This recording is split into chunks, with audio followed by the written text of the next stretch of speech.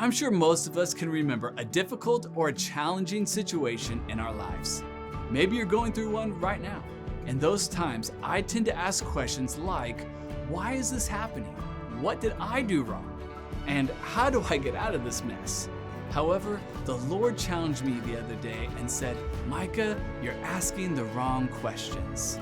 In Exodus chapter 14, the Israelites are finally free of their slavery. However, after they were set free, they found themselves in a very difficult situation. The Bible says that after they left Egypt, the Lord directed them to camp at Migdol, between Migdol and the sea. This was a very dangerous place for them to set up camp, because it basically and geologically put them in a trapped position. The only way forward was through the Red Sea. When Pharaoh heard where the people of Israel were camped, he mobilized his army to completely wipe them out.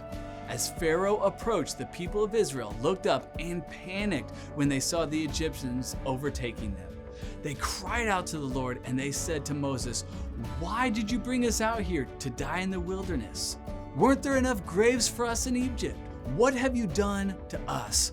Why did you make us leave Egypt? Didn't we tell you this would happen while we were still in Egypt?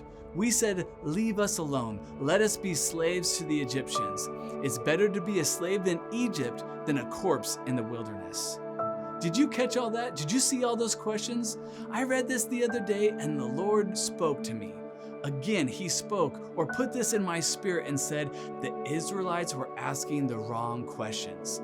They were asking, why did you bring us out here? Why did you make us leave? And what have you done to us? If we're honest with ourselves, we've all asked those type of questions before. So what are we supposed to do? We need to start asking the right questions. What if the Israelites would have asked, what is God going to do this time? Because he had been faithful before. What if they would have asked, God, what are you trying to teach us right now? Because God had taught them before through difficult and challenging circumstances. Or maybe they should have asked, Lord, how can we walk in faith in this situation? Thankfully, the Lord didn't wait for them to ask the right questions, but gave them the right answer to these questions in verse 17 and 18.